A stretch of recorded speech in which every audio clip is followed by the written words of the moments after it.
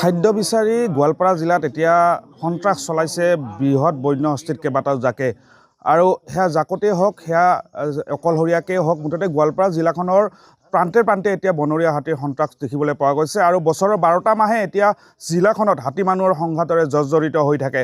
শেহতীয়াভাৱে যি বাতৰি সেয়া মই পৰিৱেশন কৰিবৰ কাৰণে ওলাইছোঁ আৰু যোৱা নিশা কালি নিশা দেখিবলৈ পোৱা গৈছিলে উপৰতলা কলিতাপাৰাত এজাক বৃহৎ বন্য হস্তী যাকে প্ৰৱেশ কৰিলে অতৰ্কিতা আৰু এফালৰ পৰা ঘৰ দুৱাৰসমূহ ভাঙি তহিলং কৰি থৈ গ'ল, তছনছ কৰি থৈ গ'ল সকলোবোৰ আচবাব পত্ৰ।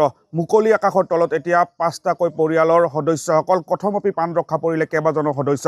মোৰ সহযোগী ইয়াৰে দৃশ্য দেখুৱাব আপোনালোকক কিমান আচলতে ভয়ংকৰ এক সংঘাতৰ সৃষ্টি হৈছে গোৱালপাৰা জিলাখনত হাতী মানুহৰ আৰু সেই দৃশ্য দেখিলে আপোনালোকে সহজে আচলতে অনুমান কৰিব পাৰিব। আৰু নিশা শুই থকা অৱস্থাতে হাতীৰ জাকে এনেধৰণে অতৰ্কিতে প্ৰৱেশ কৰে আৰু এফালৰ পৰা সকলোবোৰ আচবাব পত্ৰ ভাঙি শেষ কৰি থৈ যায়। আচলতে খাদ্য বিচাৰি হাতীৰ জাকসমূহে এইফালৰ পৰা সেইফালে চলাচল কৰিব লগা হৈছে আৰু বনাঞ্চল এৰি এতিয়া সম্পূৰ্ণভাৱে জনাঞ্চলত প্ৰৱেশ কৰিছে হাতীৰ জাকসমূহে। সেয়া নিশাই হওক সেয়া দিনেই হওক আচলতে সময়ৰ কোনো কথা নাই, যিকোনো মুহূৰ্ততে জনাঞ্চলত আচলতে হাতীৰ বিচৰণ এতিয়া দেখিবলৈ পোৱা গৈছে আৰু তাৰ ফলশ্ৰুতিত এই ধৰণৰ দৃশ্য আমি এতিয়া সুলভ হৈ পৰিছে জিলাখনত আৰু এনেধৰণে এতিয়া সকলোবোৰ ভাঙি চিঙি শেষ কৰি থৈ গৈছে হাতীৰ জাকে। আৰু এইখন গাঁৱৰ এই উপৰতলা কলিতাপাৰা গাঁৱত 5টাকৈ পৰিয়ালৰ বাসগৃহ এনেদৰে ভাঙি চিঙি তছনছ কৰি থৈ গ'ল। ধান চাউল সকলোবোৰ খাই তহিলং কৰিলে বন্য হস্তীৰ জাকে আৰু এতিয়া মুকলি আকাশৰ তলত এইকেইটা পৰিয়ালৰ সদস্যসকল। আৰু মই যি খবৰ লাভ কৰিছোঁ কেইবাগৰাকী লোক নিশা যিহেতু অতৰ্কিতে হাতীৰ জাকটো প্ৰৱেশ কৰিছিলে, ঘৰ ভাঙিবলৈ আৰম্ভ কৰিছিল আৰু সেইখিনি মুহূৰ্তত গভীৰ নিশা আচলতে গভীৰ টোপনিত লালকাল দি থকা যিসমূহ গৃহস্থ আছিলে সেই গৃহস্থসকলে ঘৰৰ পৰা একাংশই ঘৰৰ পৰা ওলাবই নোৱাৰিলে। তেনেকৈ আচলতে ঘৰ দুৱাৰসমূহ ভাঙি থৈ গ'ল বন্য হস্তীৰ জাকে আৰু কেইবা সময় ধৰি বহু সময় ধৰি প্ৰায় 1 পৰা 1.5 ঘণ্টা সময় ধৰি এইটো এই যি পৰিৱেশ আপোনালোকে দেখিছে ইয়াতে আচলতে বন্য হস্তীৰ জাকসমূহে বিচৰণ কৰি আছিলে, ধান চাউল খাই তহিলং কৰি থৈ গৈছিলে আৰু সহযোগী যি দৃশ্য দেখুৱাইছে সেই দৃশ্য দেখুৱালে আপোনালোকে আচলতে গম পাব যে কিমান ভয়ংকৰ এই পৰিস্থিতিৰ সন্মুখীন হৈছিলে এই পৰিয়ালটোৰ লোকসকলে। মই কথা পাতিবৰ কাৰণে যত্ন কৰিম কেনেকুৱা ধৰণৰ পৰিস্থিতি কি হৈছিলে আচলতে কিমান আতংকময় পৰিস্থিতি।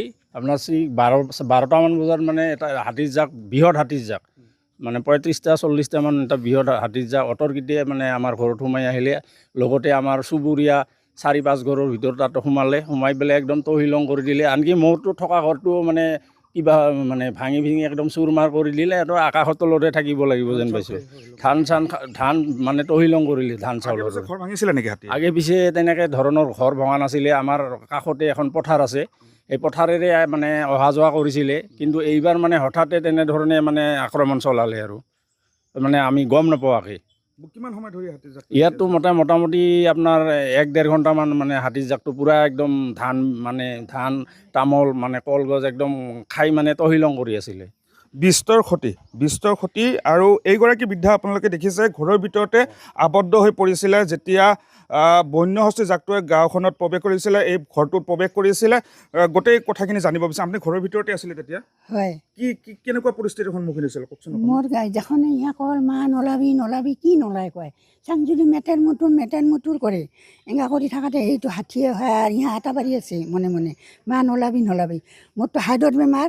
কাৰোবাৰ যদি খানি মিনি কিৰিং কৰিছে, কাৰোবাৰ তাল বাজাইছে, মোৰ বুকখন এনেকৈ চিপি চকুত এতিয়া মুচি যায়। এনেকুৱা কৰোঁ মই। ঘৰৰ ভিতৰতে থাকিলোঁ। 1.5 ঘণ্টাৰ খানি কম হ'ব, কিন্তু 1 ঘণ্টাৰ বেছি হ'ব। এই ঘৰৰ ভিতৰতে দৰ্জাখনত এনেকৈ মাৰি দিছে নেকি হাতীয়ে, দিয়াতে চিটকাৰিটা খোলা খাইছে। মইতো ভাবিলোঁ মোৰ ঠেং মেলি ডিঙি দিয়ে বিছনাখনত কিবা হয় মোৰ এনেকৈ আৰু গণেশৰ কথা ভাবিয়ে এই কিবা কৰিলোঁ। গণেশ গিলা এদি হৰত ধৰিল, যেই ধৰিল মই চুপি যাই এতিয়া দিছোঁ তুলি কিবা এটা। ভয়ংকৰ পৰিস্থিতিৰ সন্মুখীন হৈছে এই লোকসকলে আৰু এই পৰিৱেশ এই যি কথা এই যে ভাষ্য আপোনালোকে শুনিলে এয়া আজিয়ে কেৱল নহয়, জিলাখনৰ প্ৰায় প্ৰতিখন গাঁৱত এনেকুৱা ধৰণৰ খবৰ আমি প্ৰায়ে লাভ কৰোঁ আৰু এনেধৰণে এতিয়া হাতী মানুহৰ সংঘাতে তীব্ৰ ৰূপ ধাৰণ কৰিছে গোৱালপাৰা জিলাখনত।